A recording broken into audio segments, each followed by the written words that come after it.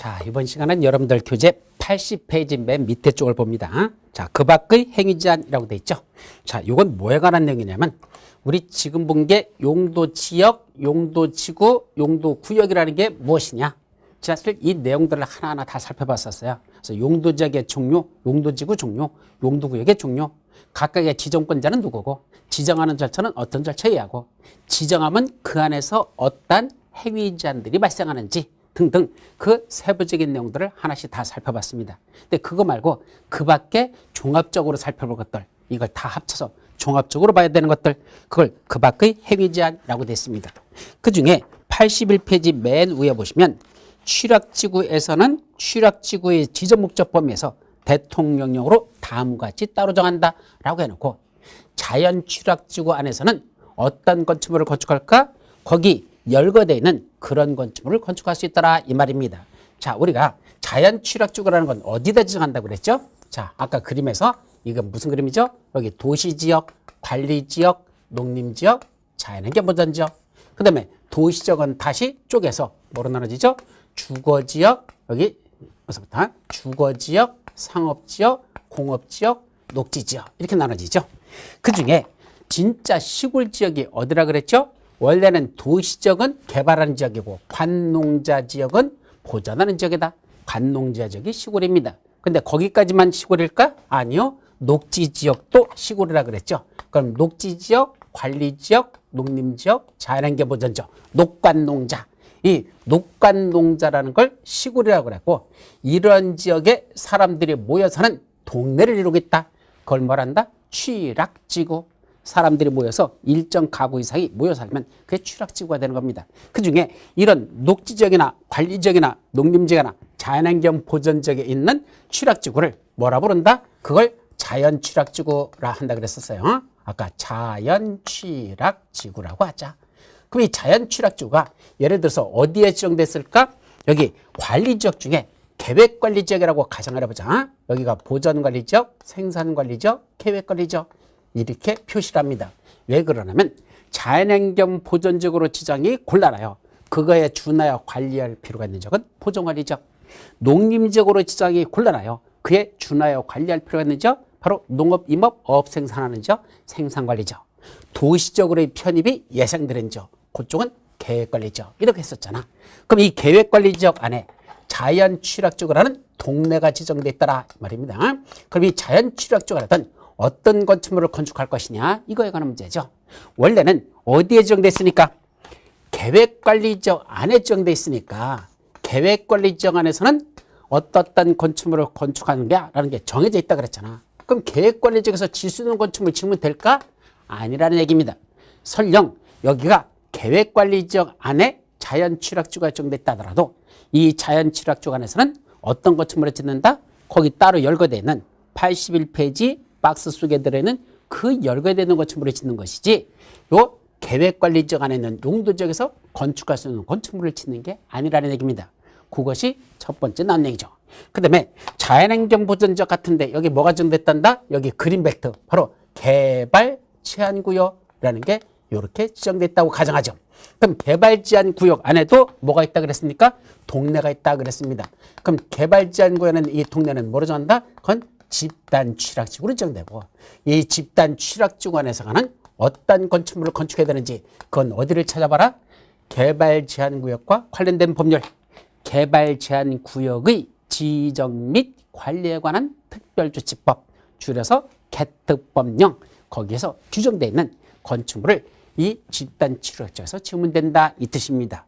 따라서 자연 취락지구 안에다가는 어떤 건축물을 짓는지 알고 싶으면 국토의 개미 이용에 관한 법률 시행령 별표 23에서 거의 열거되어 있는 그 건축물을 지으면 되는 것이고, 집단 취락지구에서는 어떤 건축물을 지어야 되는지, 어떻게 지어야 되는지는 그건 개발 제한 구역의 지정 및 관리에 관한 특별조치법령, 줄여서 개특법령에서 지으라는 대로 건축하면 된다. 그런 제한을 받는다. 그것까지만은 지금 기억합니다. 근데 가끔 시험 문제가 자연 취락지구에서 건축할 수 있는 건축물이 아닌 것, 열거되는 것 중에 거의 포함되지 않은 거 하나를 집어넣고 그런 시험 문제도 출제를 합니다. 풀으라는 시험 문제입니까? 틀리라는 시험 문제입니까? 틀리라는 시험 문제죠. 왜요? 그 자연 치력지에서 건축할 수 있는 동그라미 기호만 봐도요. A, B, C, D, E, F, G, H, I 몇 가지입니까? A, B, C, D, E, F, G, H, I까지 이렇게 들어있고 이걸 일일이 다 애우란다? 여러분들 머리가요. 뭘 한꺼번에 애우라 갈 때는 4개까지는 최대 애울 수가 있어. 하나, 둘, 셋, 넷. 근데 4개가 넘어가면요. 안 애워집니다. 그다음부터는 이 앞에 애운 4개도 헷갈리기 시작합니다. 그게 인간의 머리입니다. 근데 여기는 거의 10개나 되는 것들을 쫙 켜놓고 그걸 다 애우란다?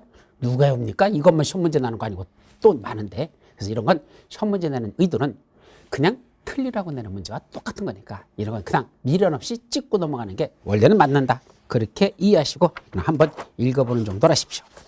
자, 이제 또 넘어가가지고 이 중에서는 어디가 중요할까? 83페이지로 넘어갑니다. 83페이지 보시면 둘 이상의 용도지역 등에 걸치는 경우라는 말이 나옵니다. 이 둘 이상의 용도지역 등에 걸치는 경우라는 게 무슨 말일까? 자, 이건 우리 이쪽 와서 그림을 한번 보시죠. 여기 하나의 대지가 있습니다. 여기 사실은 여기 이런 지역인데 이런 산이 있고 하나의 대지를 내가 갖고 있습니다. 근데 이 대지가 용도지역이 둘로 그 대지 안에 걸려 있습니다. 다시 말하면 그림으로 그리면 이런 얘기입니다. 자, 여기 어떤 지역이 이렇게 있는데 여기 필지들이 다 이렇게 연결되어 있죠. 필지라는 건 지번이 부여되어 있는 하나하나의 땅덩어리를 다 말한다. 이게 필지로 다 구분되어 있습니다. 그런데 여기에 뭐가 나있단다? 도로가 이렇게 나는 경우가 있죠. 그리고 도로 건너서 또 필지들이 또 이렇게 또 쫙 이렇게 연결이 된다 가정하자. 그래 놓고 이쪽으로는 주거지역, 이쪽으로는 상업지역.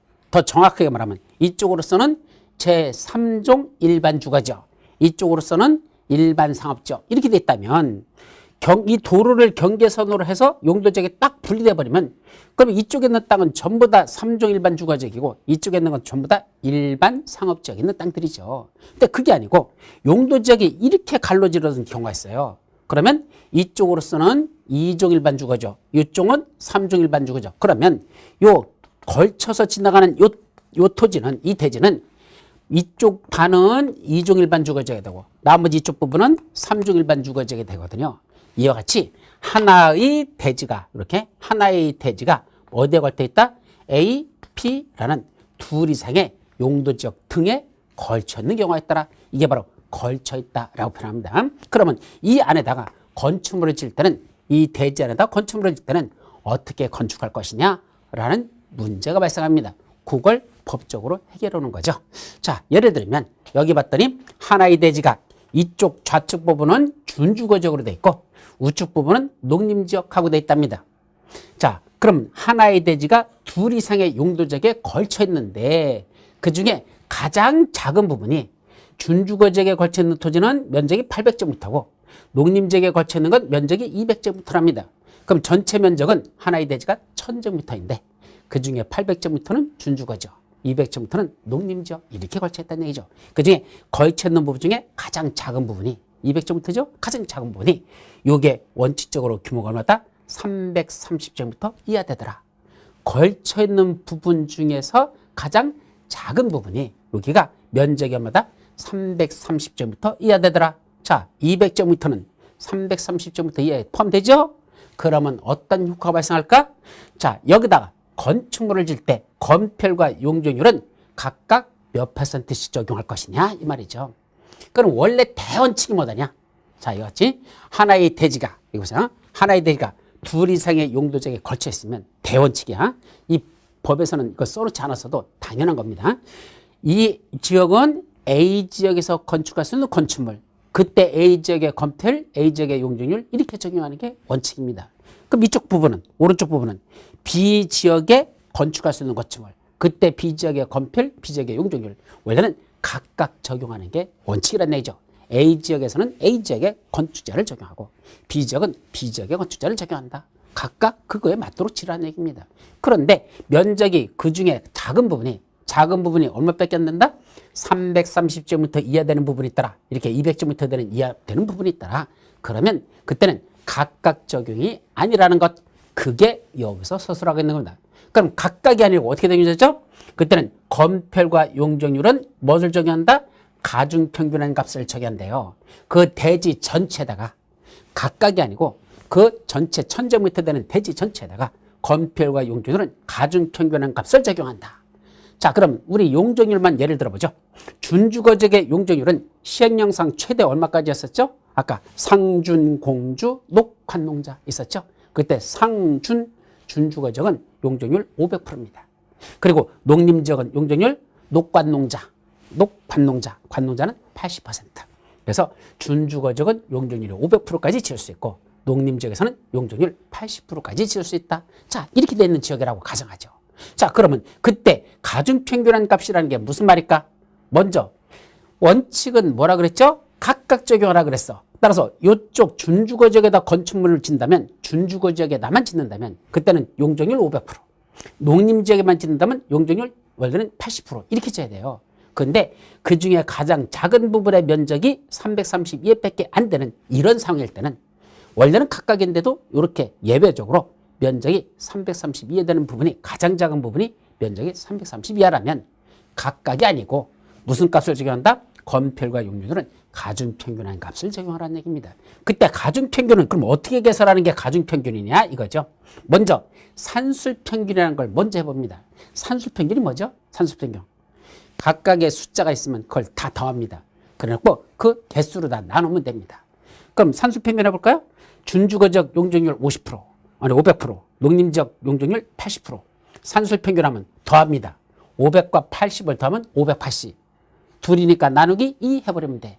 그러면 각각 580을 2로 나누면 얼마 되죠? 290%. 산술평균하면 용적률 290%가 되는 겁니다. 그럼 그렇게 적용할까? 아니란 얘기입니다. 가중평균한 걸 적용하랍니다. 그럼 어떻게 아는 게 가중평균이죠? 요겁니다.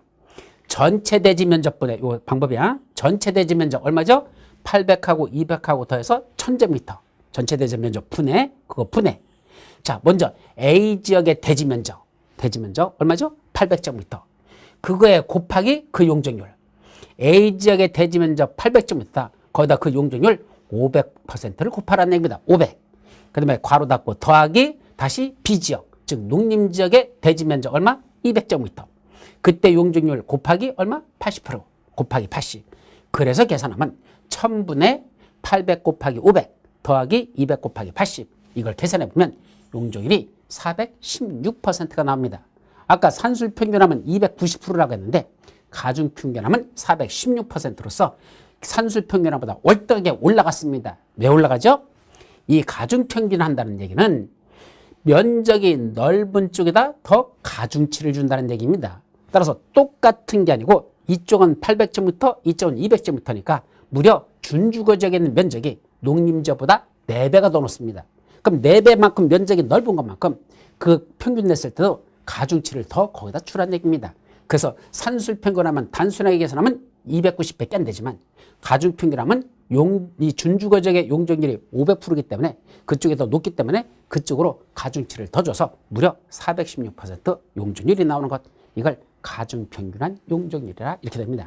다시 한번 가중평균 용적률이란 전체 대지 면적 합친 1000분의 A 지역의 대지 면적 800 곱하기 그 용적률 500. 그다음에 더하기 B 지역의 대지 면적 200 곱하기 그 용적률 80.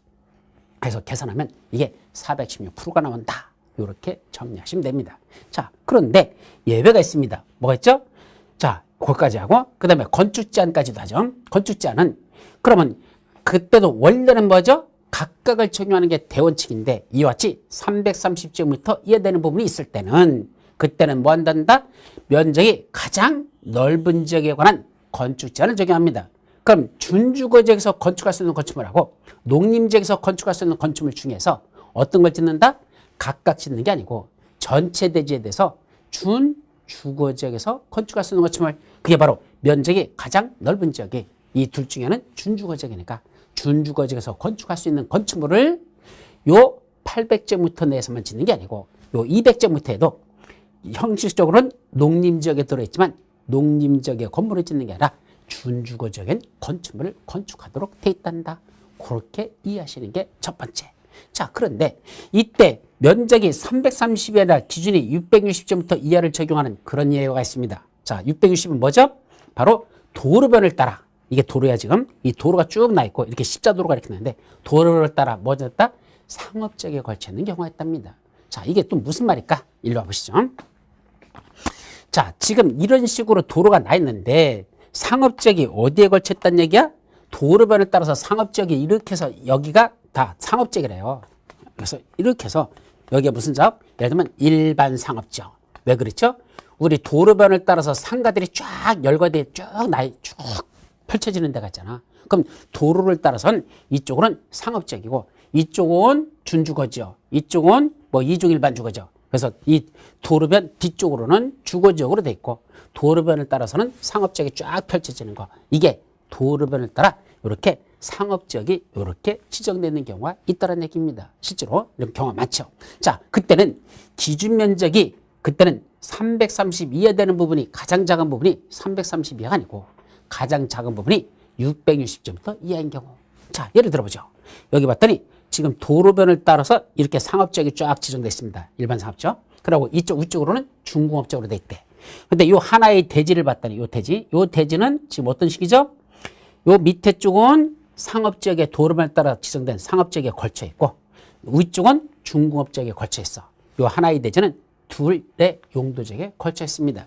그 중에 위에는 중공업지역의 면적이 800제곱미터, 상업지역에 걸쳐 있는 면적이 400제곱미터죠. 그럼 아까 위에 거로 다 그대로 적용하면 원래는 어떻게 해야 돼? 330을 초과되는 부분이니까 둘 다 가장 작은 게 400이 되니까 330 초과되죠? 그럴 때는 어떻게 한다? 대원칙 각각 적용을 한 얘기입니다. 그런데 도로변에 따라 띠마우러진 된 상업지역에 걸쳐 있을 때는 각각 적용이 아니고 660 이하 될 때는 아까 이 원칙을 그대로 따라가라는 얘기죠. 따라서 400은 660 이하에 들어가죠? 그러니까 그때는 어떻게 정한다? 이 용적률은 건폐율이나 용적률은 가중평균한 값을 적용합니다. 그래서 준공업지역에서의 건폐율 용적률, 그 다음에 상업지역에서의 건폐율 용적률 있죠? 그걸 아까 똑같이 전체 대지 면적분의 A지역 대지 면적 곱하기 그 건폐율의 용적률, B지역의 대지 면적 곱하기 그 건폐율 또는 용적률 이렇게 계산하는 가중평균한 값을 적용하고 그 다음에 건축 제한에 관해서는 면적이 어디가 더 넓죠? 중공업지역의 면적이 더 넓으니까 여기는 상업지역에 건물 짓는 게 아니고 전체 대지에 대해서는 가장 면적이 넓은 준공업지역에서의 건축 제한을 적용한다. 그래서 중공업지역에서 질 수 있는 건축물을 저 대지 전체에다 지어라. 이렇게 적용한다는 거. 이게 여러분들 첫 번째 나눈 둘 이상의 용도지역 등에 걸치는 경우다. 이건 계산 문제로도 이렇게 출제되기 때문에 여러분들이 기억해 두셔야 됩니다. 자, 이제 다음 페이지. 두 번째는 그런데 둘 이상의 용도지역에 걸치는 거에 예외가 있더라. 어떤 얘기겠죠? 자, 여기 건축물이 하나 있죠? 하나의 대지 안에 건축물을 짓는데 그 건축물이 무슨 지구에 걸쳐 있다? 고도지구에 걸쳐 있다라. 이 말. 하나의 대지 안에 건축물이 있는데 그 건축물의 일부가 고도지구에 걸쳐 있다는 얘기죠. 따라서 건물의 요쪽 부분만, 요 부분만 고도지구에 걸쳐 있고 일부는 고도지구에서 벗어나 있다는 얘기입니다. 그럼 이 건축물이나 대지에 대해서 이 고도지구에 가는 걸 어떻게 적용할래? 그때는 어떻게 적용한다? 건축물이 고도지구에 걸쳐 있는 경우, 대지가 고도지구에 걸쳐 있는 경우는 틀려요. 대지가 아니라 건축물까지 고도지구에 걸쳐 있을 때만은 그 건축물 및 대지 전부에 대해서 뭘 적용한다? 고도지구에 관한 걸 적용합니다. 따라서 만약에 이 고도지구에서는 최고 높이를 20m 이하로만 쳐라. 그러면 요 걸쳐 있는 부분까지만 20m 밑으로 짓는 게 아니고 이 건축물 전체도 20m 이하로, 이쪽 부분도 20m 이하로 자고 만약에 여기다 독립된 건축물을 하나 더 짓는다면 이 대지 안에까지도 전부 다 고도지구를 적용하니까 결국 고도지구는 어디까지 한다? 그 대지 전부까지 적용되니까 이 건축물만 20m 아니라 그 떨어져서 건물 새로 짓는 이것도 20m 이하로만 짓는 그런 고도지구에 관한 규정이 적용됩니다. 그래서 다시 한번 하나의 대지 안에 건축물이 있고 그 건축물에 고도지구가 걸쳐 있는 경우에는 그 건축물 전부하고 대지 전부까지를 건축물 대지 전부에 대해서 고도지구에 관한 규정을 적용합니다. 두 번째, 이제 고도지구가 아니라 건축물이 방화지구에 걸쳐 있답니다.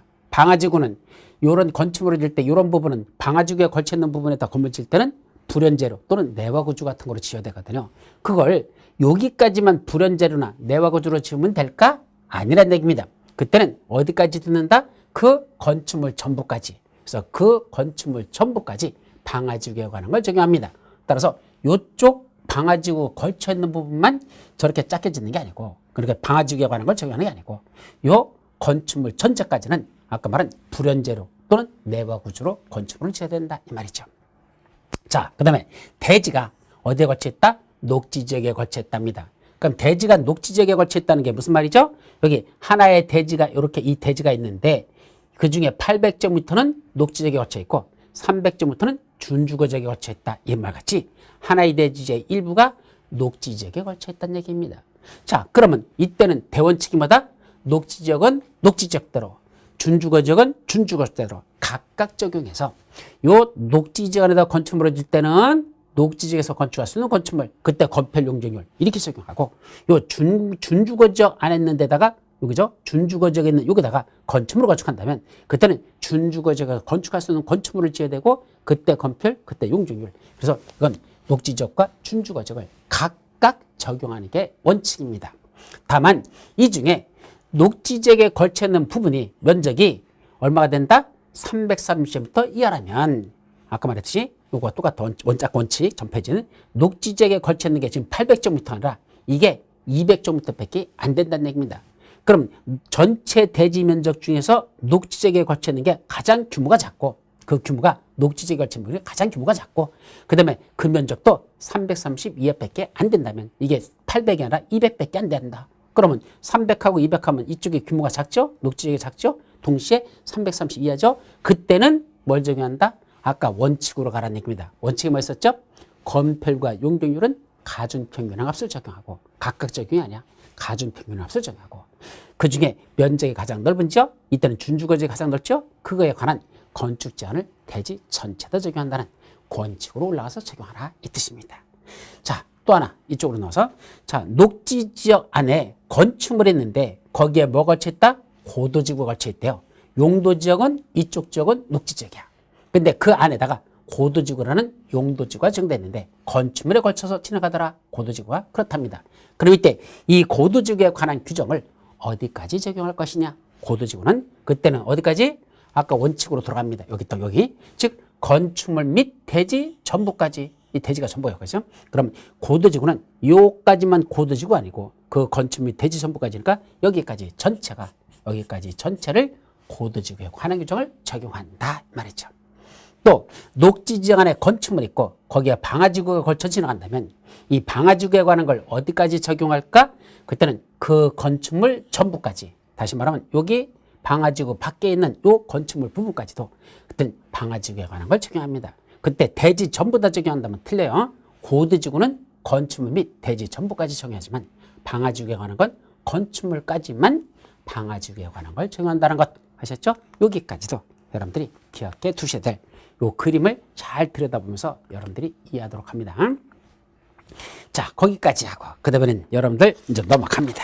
어디죠? 85페이지 도시군 계획 시설이 나옵니다. 자, 그건 또 어디일까? 자, 여기까지는 이제 지우고 도시군 계획 시설이 뭡니까? 어디에 있죠? 지금까지 본 게 어디까지 봤어요? 도시군 관리계획으로 수립하고 있는 내용들을 보고 있는데 여기 도시군 관리계획으로 수립하는 내용 중에서 첫 번째가 뭐였죠? 용도지역, 용도지구에 관한 걸 봤었고 그 다음에 개도시 수입, 용도구역을 봤었고 그것들이 짬뽕되는 저런 용도지역에 관한 거, 용도지구에 관한 것들 짬뽕되는 그런 내용들까지 살펴봤습니다. 이제 끝났고 이제 뭐로 넘어갔다? 요거 기반시설과 관련된 내용으로 넘어가는 겁니다. 여기로 넘어가는 거야. 기반시설. 자, 기반시설에는 몇 가지가 있다 그랬죠? 거기 85페이지 맨 위에면 7가지 시설이 쭈루룩 하고 나왔습니다. 그 중에 최근에 일부 개정된 게 또 있는데 그거는 나중에 정리할 테니까 그냥 기반시설의 종류는 크게 7가지가 있단다. 말만 정리하시고. 근데 이 기반시설을 어디다 설치하기 위해서 다시 말하면 도로를 만들기 위해서 공원을 조성하기 위해서 학교를 짓기 위해서 무슨 계획이 결정되었다? 도시군 관리 계획이 결정못이 됐다. 여기다 도로 만들었다고 계획이 수립됐다. 여기 공원 조성하겠다고 계획이 수립했다. 여기 학교 짓겠다고 계획이 수립했다. 이 계획을 무슨 계획을 한다? 도시군 관리 계획이라 했었죠. 그렇게 기반시설 중에 그런 기반시설을 설치하겠다고 도시군 관리 계획이 결정되면 그때부터 그걸 무슨 시설을 한다? 도시군 계획 시설이라고 부른다. 뭐 개념 정리, 도시군 계획 시설이라고 하고 이러한 도시군 계획시설을 설치 정비 개량하는 사업을 도시군 계획 시설 사업이라고 한다. 도시군 개설 사업. 이렇게 용어 정의를 했었죠. 바로 기반시설을 설치하기 위해서 도시군 관리계획이 결정되면 그때부터 그거는 도시군 계획 시설이라고 부른다. 그럼 시설을 설치하고 정비하고 개량하는 사업을 도시군 계획 시설 사업을 한다. 그래서 이 도시군 계획 시설과 도시군 계획 시설 사업에 대해서 지금부터 살펴보자 이 말입니다. 자, 그래서 그 밑에 도시군 계획시설을 설치하거나 관리하려면 어떻게 해야 될까라고 계획에서 첫 번째, 기반시설을 설치하고 싶으면, 즉 도로를 만들고 싶으면, 공원을 조성하고 싶으면, 학교를 짓고 싶으면 대원칙이 뭘까? 미리 도시군 관리계획으로 결정하여야 한다. 자, 여기다가 학교라는 걸 만들고 싶답니다. 그럼 학교 내겠다고. 이게 무슨 얘기죠? 기반시설 설치하겠다고. 무슨 계획부터? 미리 도시군 관리계획부터 결정 고시하라 이 소리입니다. 여기는 학교 만들 장소입니다. 라고 도시군 관리계획으로 미리 결정 고시하라. 이게 대원칙이죠. 그래서 원칙, 지상, 수상, 공중, 수중 또는 지하에 지구상 전체예요. 그죠? 공중, 수중, 수상, 지하 다 들어가네. 거기에 뭘 설치한다? 기반시설을 설치하려면 뭐부터 합니까? 그 시설의 종류, 명칭, 위치, 규모 등을 미리 도시군 관리계획으로 결정하여야 한다. 예, 도로 만들고 싶으면 도로를 하겠다고 미리 도시군 관리계획을 결정하라. 이게 대원칙입니다. 근데 그 밑에 예외. 그런데 말이야. 그런 미리 도시군 관리계획을 결정하지 않고도 그중에 몇 가지 기반시설은 그런 도시군 관리계획을 결정하지 않고도 설치할 수 있다. 그게 예외입니다. 어떤 시설들 있죠? 가번, 도시적 또는 지구 단위 계획 구역에다 이러저러한 그런 시설을 설치할 때. 그 다음에 다음 페이지 도시적 지구 단위 계획 구역 외의 지역에서 그런 일정한 기반시설을 설치하고자 할 때, 그럴 때는 미리 도시군 관리계획으로 결정하지 않아도 된다라고 됐습니다. 자, 그러면 아까 우리가 어디다 기반시설을 설치하려면 원칙이 뭐다? 미리 도시군 관리계획으로 결정해서 무슨 시설을 만들어 놓고 도시군 계획 시설을 한 다음에 그 설치하는 사업을 하는 게 대원칙인데, 모든 기반시설이 전부 다 미리 도시군 관리계획으로 결정해서 설치하는 건 아니다. 따라서 기반시설 중에 일부는 모아도 돼? 도시군 관리계획 결정하지 않고 어느 날 그냥 도로 만들어도 됩니다. 그럼 예를 들면 첫 번째 나오는 게 뭐 있죠? 주차장. 자, 여기다 주차장을 만들려고 한답니다. 그럼 주차장도 사람이 살아가는데 꼭 필요한 시설? 무슨 시설이죠? 기반시설입니다. 그럼 그걸 설치하고 싶으면 미리 도시군 관리계획으로 여기는 주차장을 만들 장소입니다. 라고 미리 도시군 관리계획으로 결정 고시해 둬야 될까? 안 해도 된다는 얘기입니다. 그럼 어느 날 갑자기 그냥 만들어. 그럼 사람들이 와서 따지죠. 여기 뭐 하시는 거예요? 라고 그러면 여기다 주차장 만들고 있습니다.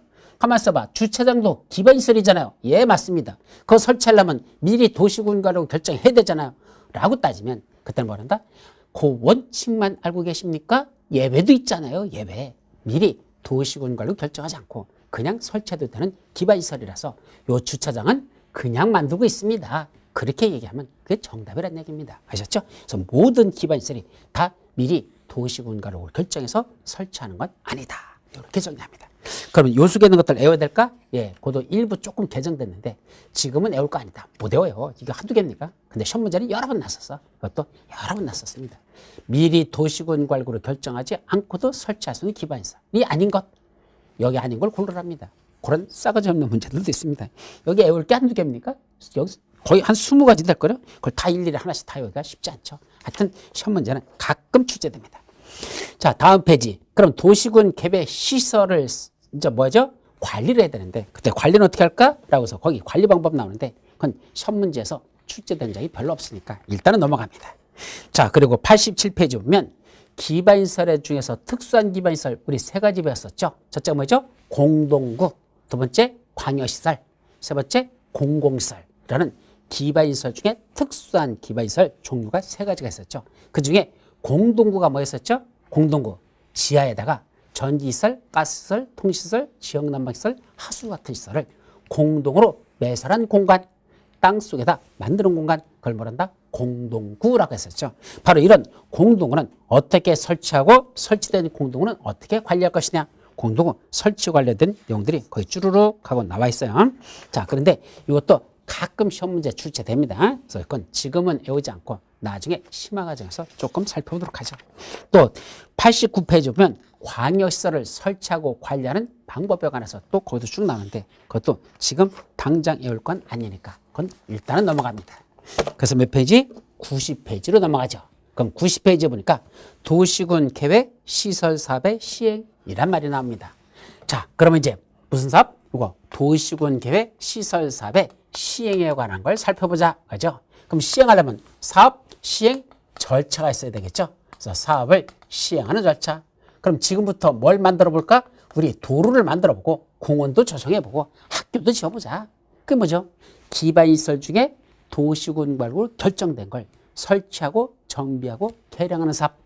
기반시설 중에 도시군 관리구로 결정된 시설인 이 도시군 계획서를 설치 정비 개량하는 사업, 도시군 계획 시설 사업을 시행해 보자. 그래서 지나가다가 이 추운 날씨에 밤에 아저씨들이 도로 공사하고 있으면 인사드려라. 어떻게 인사하죠? 아저씨, 이 추운 날씨에 도시군 계획 시설 사업을 시행하시라고 고생이 많으십니다. 바로 그 사업을 지금부터 해보자는 얘기입니다. 여러분들이 그 사업이 시행되는 절차는 주로 뭐만 보더냐? 본격적으로 도로공사는 그것만 보고 있지. 사실은 그런 도로공사는 사업이 처음부터 어떻게 진행돼서 거기까지 왔는지 그건 이전까지 관심도 없었고 알 필요도 없었습니다. 우리가 궁금한 건 뭐죠? 여기 도로 만든단다. 언제 만들지? 몇 차로 도로 만들지? 그것만 궁금했지. 그게 시행되는 절차까지는 여러분들이 궁금할 일이 아니었었습니다. 근데 우리 부동산공법에서는 그 사업 시행 절차까지도 애우랍니다. 시험 문제 내겠답니다. 내가 도로 만드는 공인중개사냐? 아니잖아. 근데도 그 도로 만드는 절차를 알아두랍니다. 사실은 중개업에서도 조금은 관련있겠죠. 왜냐하면 어디에 도로가 난다 그러면 이 도로가 지금 어디까지 진행됐는지를 알아야 준공 예정을 잡아가지고 여기에 땅값이 언제쯤 되면 오르겠다라는 그거를 예측할 수는 있겠죠. 그래서 사업 시행 절차도 알아두는 건 모르는 것보다는 100번 낫다라는 뜻은 같습니다. 그러나 사실은 사업 시행 절차는 그 사업 시행자가 알아보면 되는 거지 공인중개사가 이걸 달달달 외울 내용은 아니거든요. 자, 그럼 제일 먼저 할 일이 뭘까? 도로 만들자 하면 제일 먼저 할 일. 좀 전에 그 기반시설을 설치하겠다고 무슨 계획이? 도시군 관리계획이 결정고시 된다 그랬죠. 그걸 한마디로 뭐라고 말할까? 그 용어 정의를 해야 됩니다. 다시 한번 기반시설을 설치하기 위한 도시군 관리계획이 결정고시 되었다. 그걸 뭐라 부른다?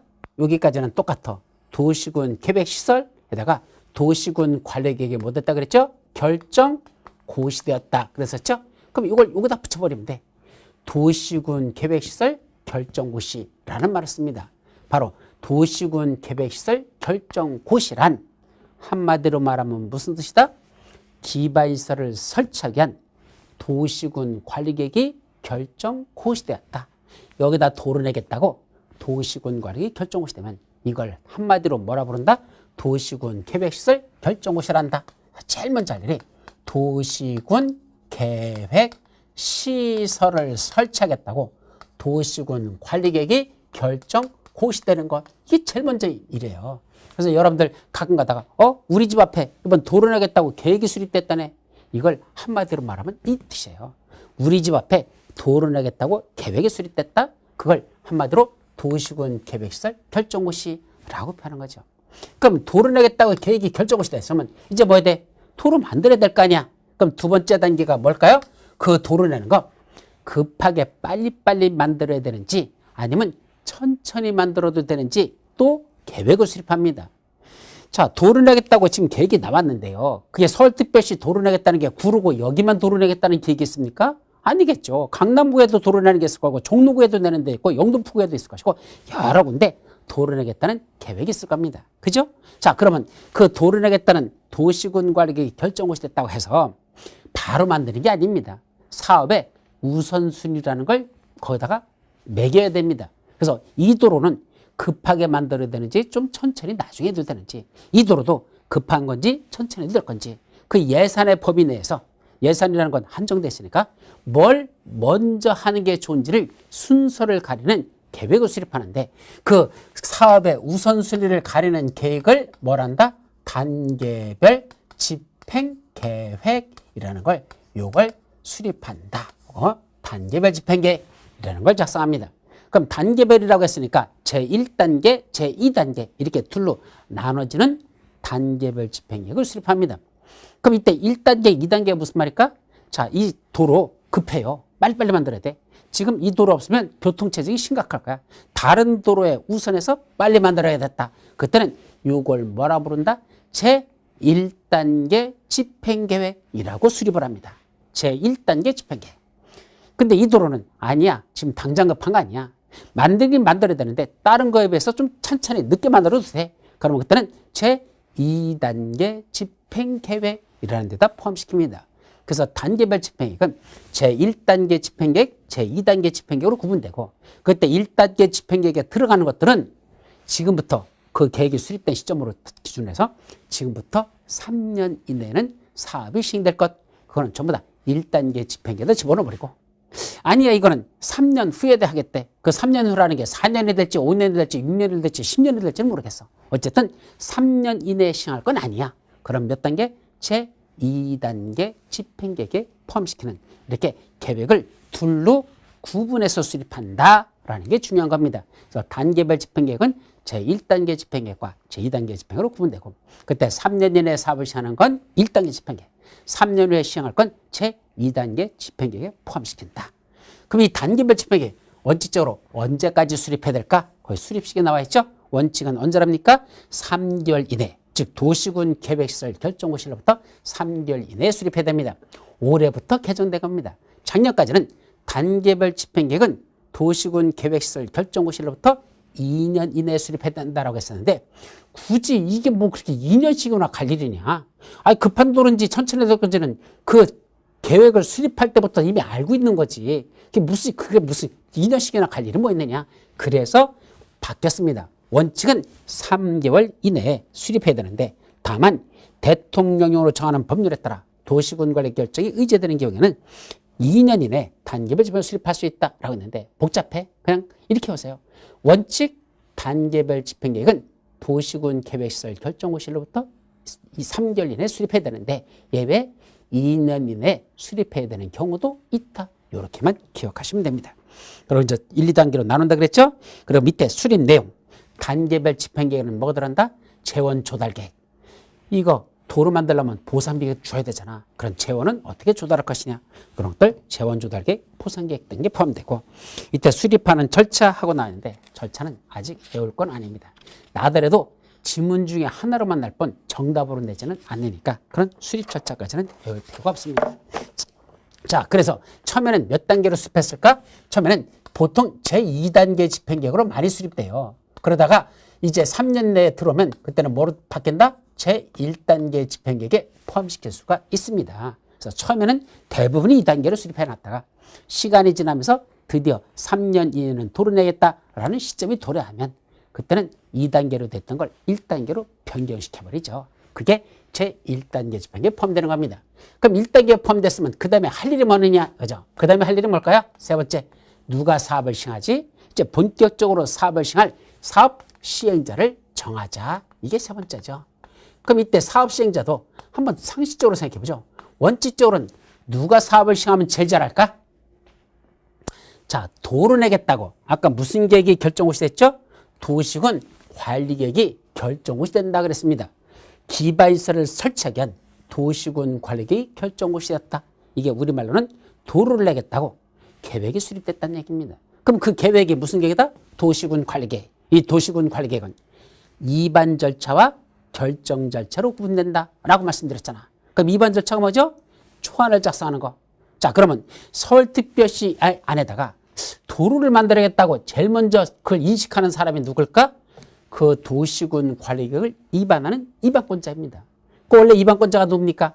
자기 관할구에서는 자기가 입안권자입니다. 그럼 관할구의 장들이 누구죠? 특광, 특시, 특도, 시장, 군수.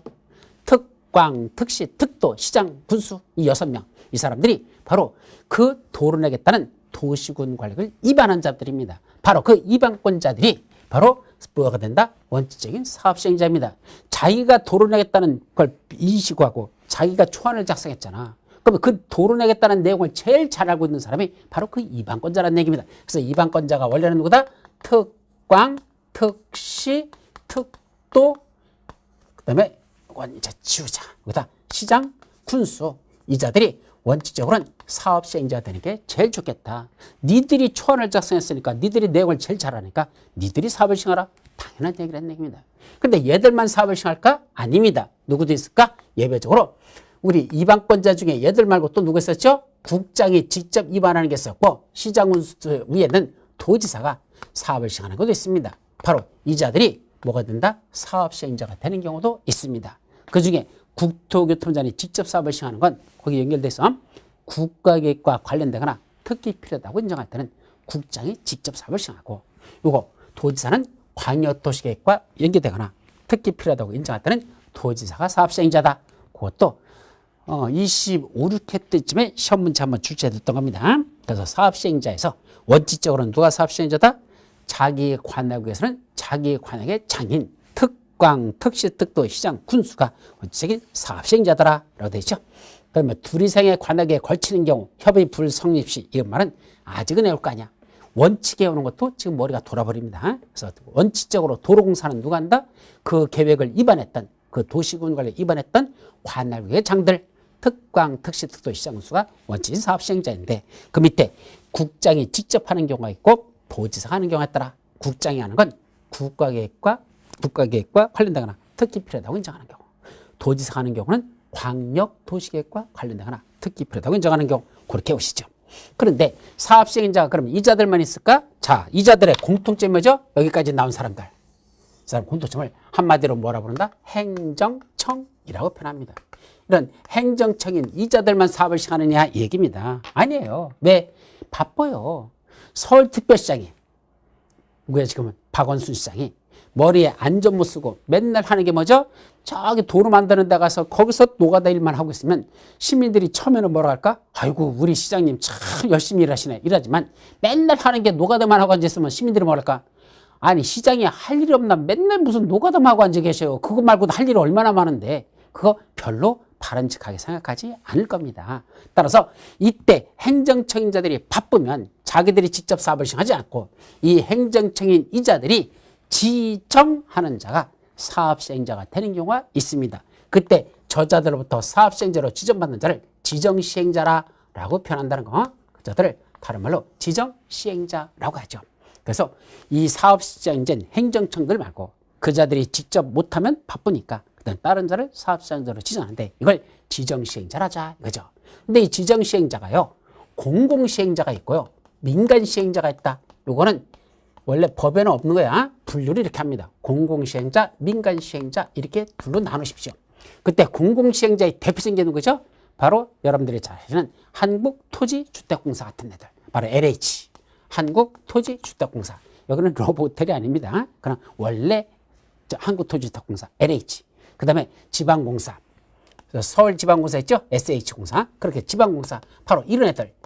이런 애들이 사업시행자로 지정받으면 얘들은 행정청은 아니지만 이건 행정청이 아니야. 그래서 공공시행자로서 사업시행자로 지정받을 수 있죠. 근데 이자들 이외에 나머지 뭐 있다? 예를 들면 민간시행자들 그런 건설업자라든지 이런 민간시행자가 지정되는 경우도 있습니다. 근데 민간시행자가 사업시행자로 지정받으려면 일정한 요건을 충족해야 된다라는 그걸 기억하라는 얘기입니다. 그건 어디 나오죠?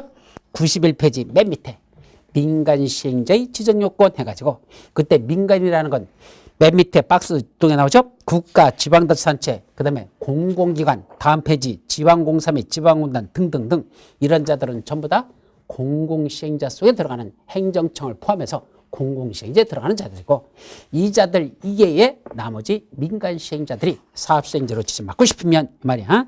뭐가 필요하단다? 그때는 그 도시군 계획 시설사업 대상 면적의 면적 3분의 2 이상의 토지는 뭐하고? 소유하고. 예, 전체 면적 중에 3분의 2 이상은 소유하랍니다. 그럼 남은 게 얼마죠? 3분의 1 이하 되는 면적 남았잖아. 그거는 뭐겠다? 수용할 수 있는 권한을 주겠다는 얘기입니다. 사실은. 근데 면적 3분의 2 이상만 소유했다고 해서 사업시행자로 지정되는 건 아니고 동시에 그 토지 수의 총수 2분의 1 이상의 동의까지 받아야 됩니다. 그래서 면적 3분의 2 이상에 해당하는 토지를 소유하고 토지 소유자 총수 2분의 1 이상의 동의까지 받아야 민간 시행자는 사업 시행자로 지정받을 수 있다라는 것도 꼭 기억해 두도록 합니다. 자, 이제 넘어가가지고 세 번째, 도시군 계획시설 사업의 분할 시행이라고 되어 있죠. 이거는 간단해요. 여러분들 도로를 내는데 되게 깁니다. 그러면 109, 209, 309, 409 이런 식으로 분할해서 사업 시행하죠? 당연한 겁니다.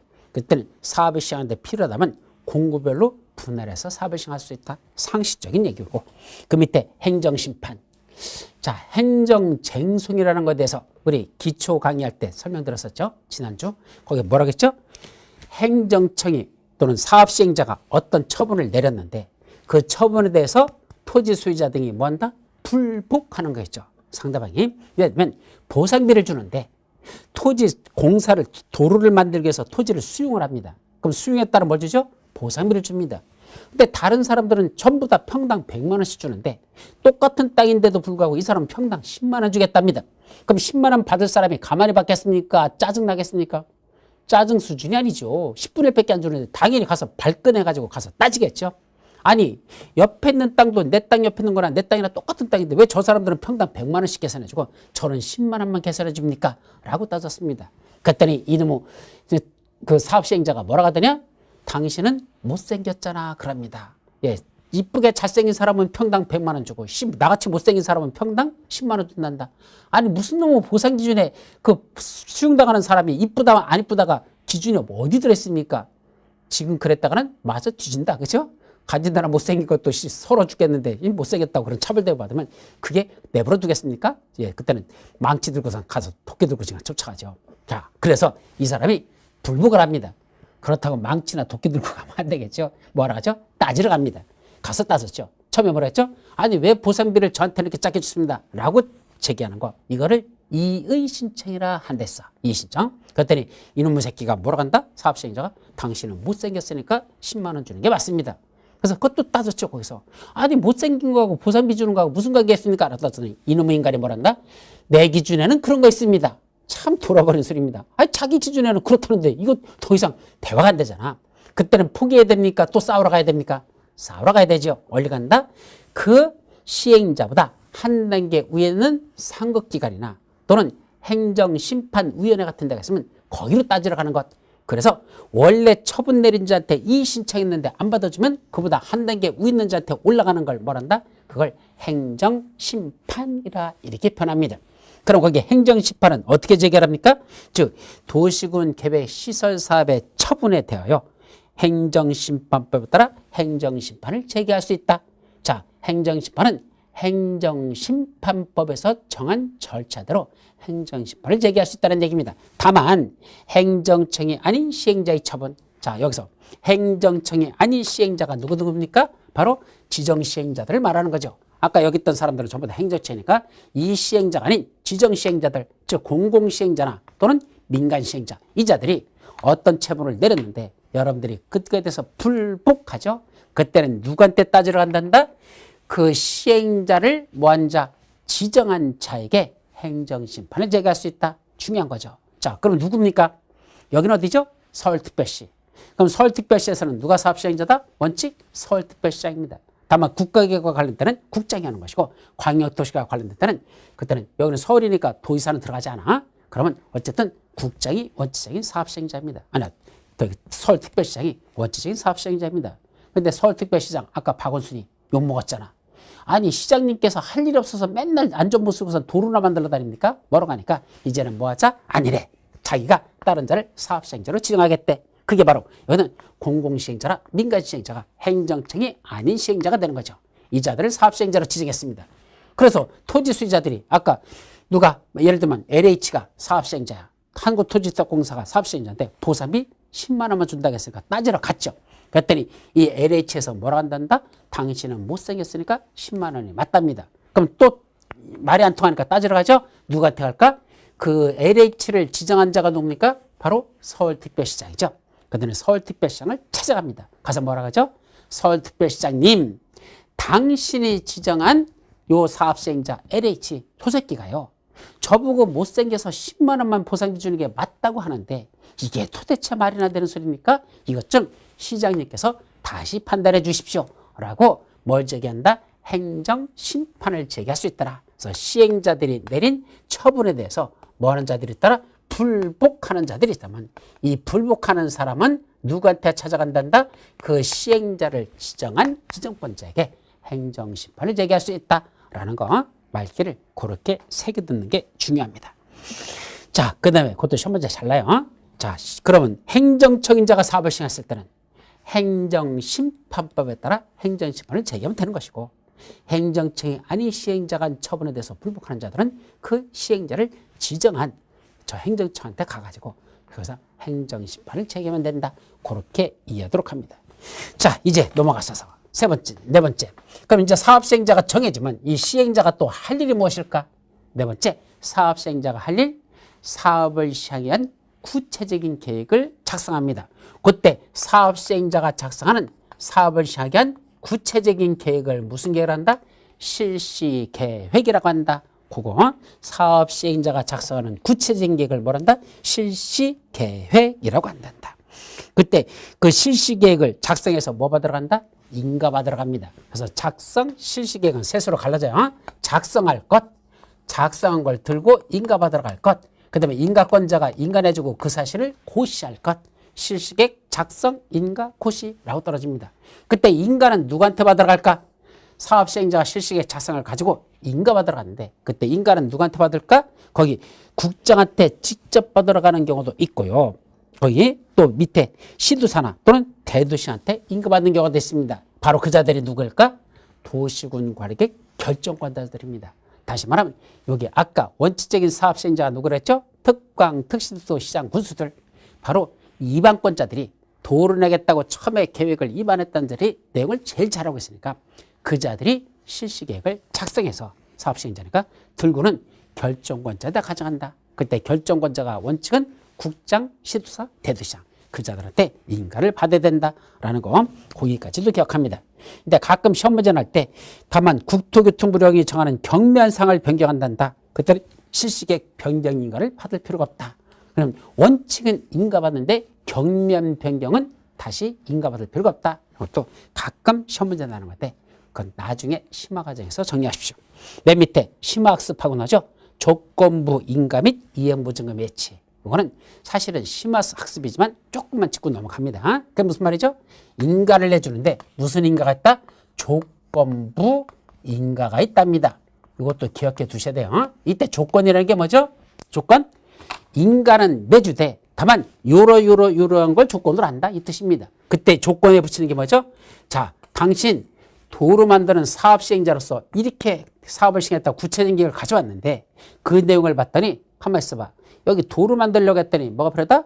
그 옆에 공원을 조성해야 되겠대. 그때 공원은 뭐죠? 아까 말한 기반시설 중에서 기반시설 그 주변에 기반시설을 설치할 필요가 있더라. 그럼 그런 도로 만드는 걸 조건으로 실시계획을 인가해 준다. 조건부인가요?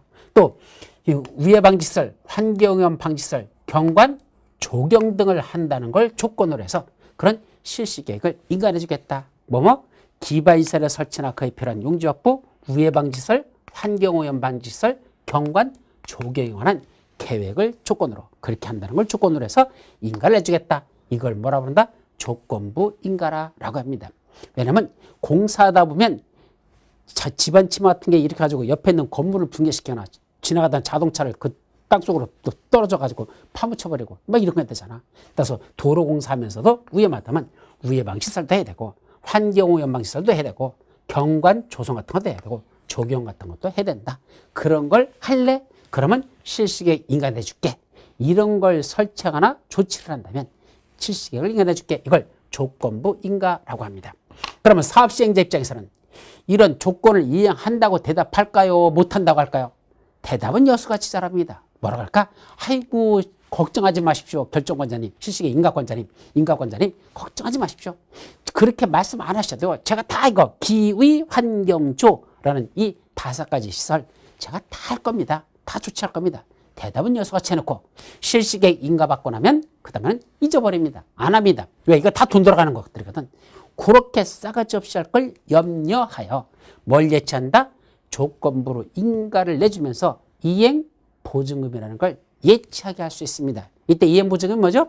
이런 거 안 하면 그 예치한 돈으로다 이런 거 설치하는데 소요되는 비용, 이거 조치하는 데 들어가는 비용으로 쓰겠다고 일정한 금액을 예치시키는 거. 이걸 뭐라 본다? 이행 보증금이라는 걸 예치하게 할 수 있습니다.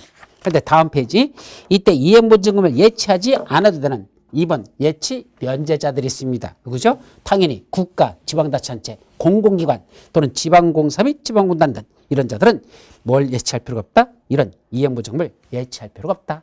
항상 공공기관은 어떤 예치금은 예치하지 않는다. 이게 부동산 공법의 또 특성입니다. 그래서 공법 전체를 통틀어서 이런 공공기관은 무슨 예치금 같은 건 예치하지 않는다. 그냥 그렇게 기억해 두시면 됩니다.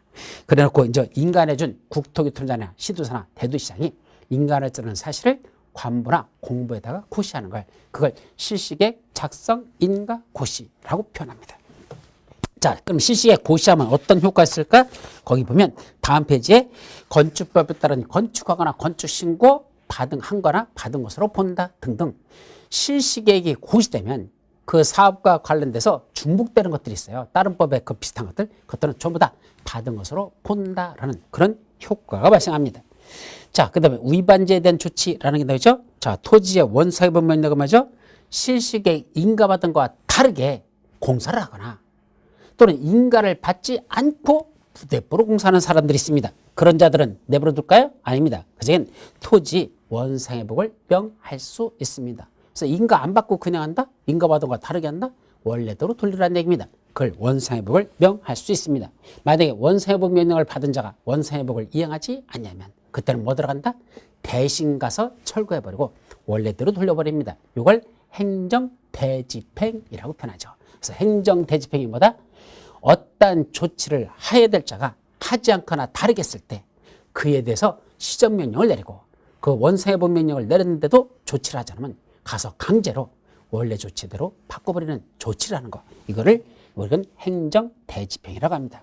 그때 행정대집행에 소요되는 비용이 있죠? 그 비용은 이행보증금 아까 예치한 거 있었죠? 그 예치한 돈으로 다 행정대집행에 소요되는 비용으로 사용할 수가 있습니다. 자, 사업시행에 의한 조치하고 나오죠? 이때 사업시행에 의한 조치부터는 우리 다음 시간으로 다 넘어가서 보도록 하자. 일단 여기까지만 우리가 한번 정리하고 넘어가죠.